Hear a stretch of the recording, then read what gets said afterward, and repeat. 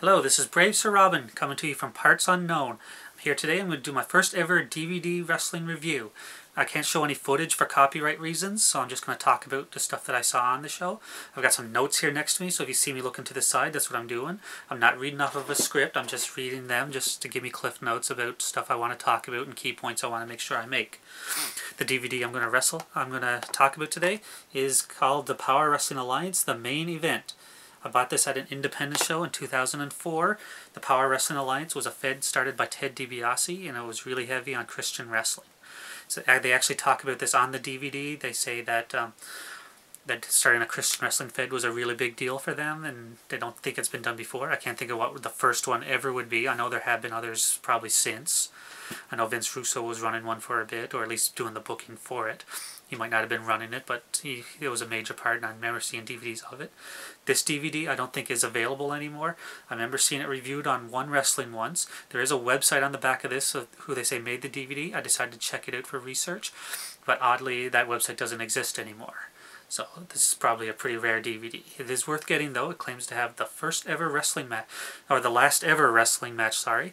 The last ever tag match with both of the Road Warriors together as a team. That was a big deal for me because I was a big fan of the Road Warriors growing up. They were easily my favorite tag team, along with a few other teams. But definitely the Road Warriors, they were #1 by far. So I turn on the DVD. There's no chapter breaks or anything. It's pretty cheaply made. No commentary. The lighting's pretty bad. They're wrestling in a church, of all things. They actually have a pretty weird setup where the ring is up on the stage. So all the people in the pews, they're like looking up to the ring. I thought that was kind of strange layout for a wrestling show. There are some people to the side, mostly kids. But they're standing. I guess that was like the privileged bunch allowed to get the best view of the show. So they go to some promos. They show some highlights. They do an intro package. The highlights are from this same DVD. Like I said, it's probably the only DVD they ever made. So what can you blame them for? Excuse me. So the first match that we talk about is there's no introductions, which is pretty much normal for all the matches on the show except for the main event. It's Canadian independent standout Tyson Dukes. He's fighting a guy named the Hacker, who I'm not that familiar with, so I don't know much about him. If anybody does know anything about him, feel free to leave a comment or even inbox me and I'll correct myself. But as far as I know, I've never seen the Hacker since or before. I don't know if he had any other names.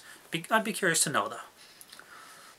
So the match barely starts, and then Ted DiBiase's music hits, his old WWF music, you know, Money, Money, Money, the classic.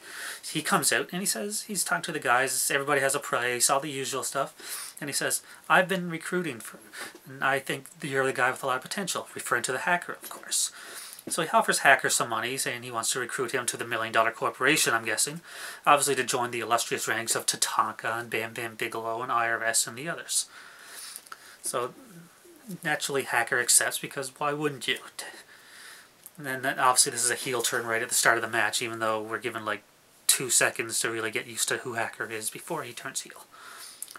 So either way, the match starts. Now Hacker's wrestling a lot more aggressively, and he's doing like heel tactics. He's raking the eyes, he's stomping the guy while he's down, he's doing all that stuff. But at one point Tyson Dukes manages to gain control of Hacker, gets him into a Texas cloverleaf, and Ted DiBiase has to reach out, grab him by the hands and pull him towards the ropes. It's just like, I'm wondering, this is the guy Ted DiBiase saw the promise in. He needed help to escape that move and almost lost the match. Maybe he's regretting that now, I don't know. So back to more cheating. Dukes is thrown to the outside, and this allows Ted DiBiase to lay in some chops and some cheap punches. Get some crowd heat. They close in on some kids in the crowd, and they're pissed off, so that's cool. That's their job, though. That's what they're supposed to be doing. But at this point, I'm starting to notice the fans start chanting, "Let's go, Hacker, let's go." Hacker is wearing an H on his tights. The guy is clearly turned heel. I'm guessing he's got an H on his tights. That's got to be Hacker. But whenever he is knocked down or gains control, or anything like that, like whenever he's knocked down, the crowd cheers. Whenever he's in control, they boo him. But they're chanting, "Let's go, Hacker." So maybe they didn't do intros live either. I don't know what's up with that. Or the crowd just can't tell who's who. So once again, Tyson Dukes gets the Texas cloverleaf on. Ted DiBiase stands up on the apron to distract the referee behind. And while the referee is distracted with Ted DiBiase, Hacker starts to tap out. Again, he's losing the match. This is the guy he recruited and saw potential. Now he's losing. This leads to Tyson Dukes getting up, arguing with DiBiase. While doing that, Hacker sneak attacks him, Tyson Duke ducks, picks up Hacker for a suplex. DiBiase does the whole Bobby Heenan spot, grabs his legs, Hacker lands on top, gets a pin. Again, though, why would you recruit the guy who needs help to win? Why didn't you recruit Tyson Dukes? Maybe Tyson Dukes has more integrity that he wouldn't take Ted DiBiase's money. I don't know. They never say. There's no commentary either, so there's no story. They go to more interviews with the wrestler, talking about God and religion, and Buff Bagwell tells some story about how a guy's in an airplane. The airplane starts to crash and plummet. The guy prays to God. Then the airplane levels out. What does the guy do? Orders more drinks. Then the segment ends. I think Buff was getting to something and they cut him off, or maybe he just started to ramble. There's a lot of that from him. The next match, Joey Legend versus Eric Young, who's sporting a Billy Idol hairdo, long peroxide hair with this, if you see Billy Idol, you know exactly what I'm talking about. Legend also had a brief run in the WWF as Just Joe. He was like a gossiping snitch, and it was in early TNA days as well. I didn't see much of that, so I don't know much about it. Looking at my timeline, this is before Eric Young made his TNA debut, so doing a Billy Idol gimmick would not end up being the worst thing that he's ever done in his career, oddly. There's no storyline or anything in the match, but it's good, so that's all you need. Eric Young wins by reversing what looks to be a TKO attempt, where Legend lifts him up onto his shoulders, then he rolls him into a crucifix pin. That's pretty good. Then, Legend's a little surprised that he lost, but it's a nice day for a white wedding, so what can you do? More interviews, and this time they're making a big deal about it being wrestling in the church again. Buff says he showed up and saw the ring, and he thought, okay, they're going to talk in the ring, and that's it. No, they're going to wrestle in the ring, and he's blown away with this fact. Buff showing up at the show, seeing the ring, and didn't know he was going to wrestle, and he's in the main event, too, so what? Come on, Buff, jeez. The next match is Johnny Ova against Chris Sabin in a ladder match for the PWA Light Heavyweight Championship. Without knowing the exact date, I'm not sure if Sabin was in TNA yet or not at that point. We all know what he went on to do. He's part of the Motor City Machine Guns, probably the best tag team happening in this current era. Ain't saying much for this era, really, to be honest, because this is a really dry period for tag team wrestling, but Machine Guns are pretty good, so I got no complaint about it.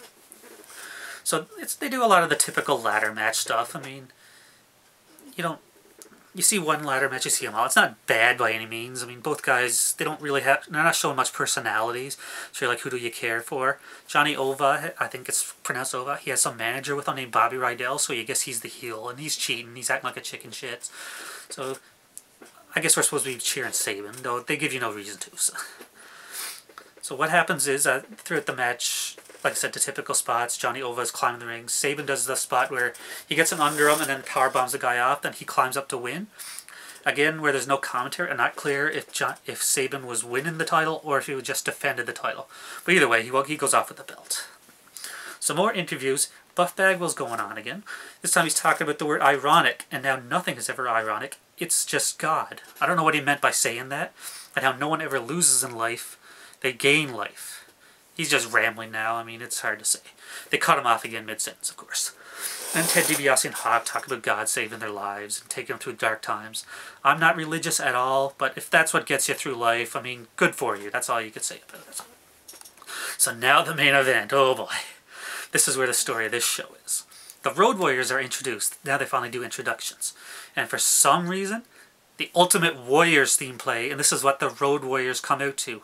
Not, classic What a Rush, or like, even Iron Man. Maybe they didn't want to play Iron Man in the church, but why not play What a Rush? What's wrong with that?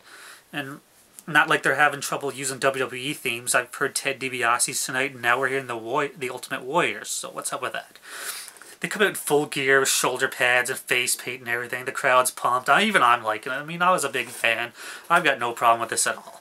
Their opponents of the night are the random team of Greg the Hammer Valentine, a legend, one of the probably top Intercontinental champions that ever been, and Buff Bagwell, which he had a few partners. I mean, he teamed with Too Cold Scorpio, teamed with Scotty Riggs, he teamed with the Patriot, had a career resurgence becoming Buff Bagwell, but pretty much he was his own worst enemy for why he never made it big. So before the match even starts, Ted DiBiase comes out once again.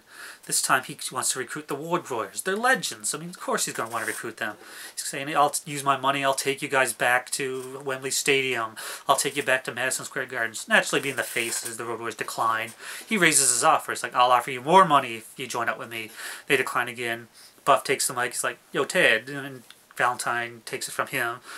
It's like, we'll accept your money. Even though he's not trying to recruit them, But Ted DiBiase's fine with that, so now he has a new team under his wing.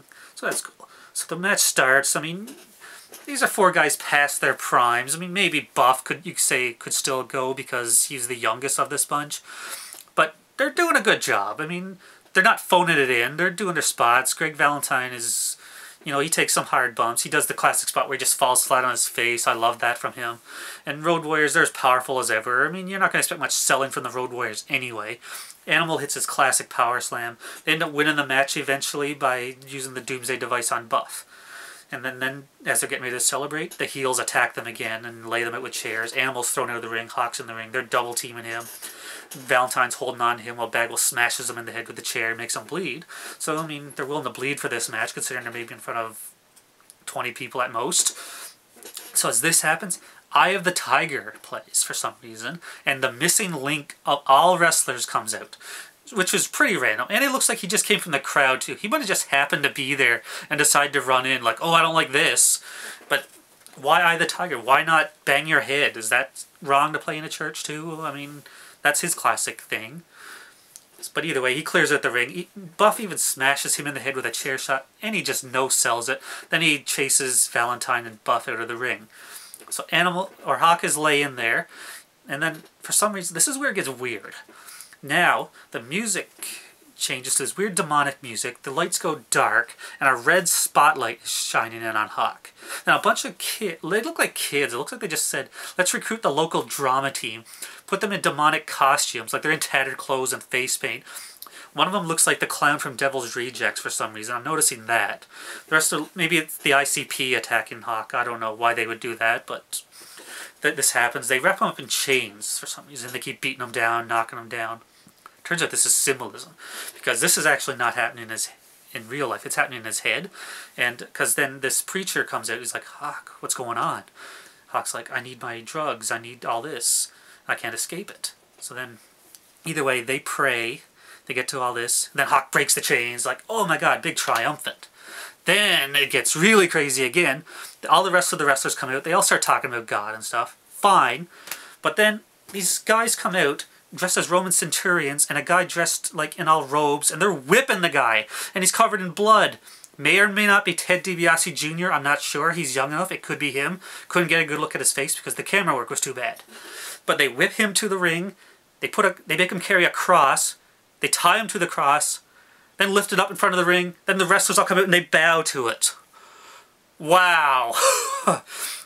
This is when that show doesn't even end then they actually preach for a bit more while this guy's hanging there, so no, if that was Ted, no trouble telling he's willing to do what he's got to do to make it in the business.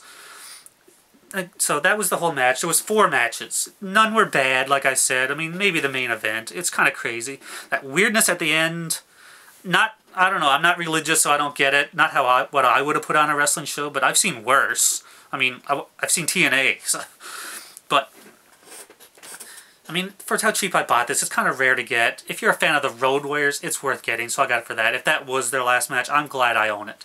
I was a big fan of them. I'm going to give this, it's hard to say. I can't give it a thumbs up because it's kind of cheaply made. I'm just going to say it's in the middle. There's nothing really wrong with it. It's just there. It's part of my collection. It's something you're not going to find everywhere. So this was my first review. Feel free to comment. I'm not, like I said, I'm not professionally done. I'm hopefully get better after this, but any encouragement will be fully appreciated. Any criticism, as long as worded nicely, will also be appreciated. No, I mean, any flaming I'll just ignore, so. Hope to talk to you soon. This was Brave Sir Robin, once again. I was hailing from parts unknown, and I'll see you next time.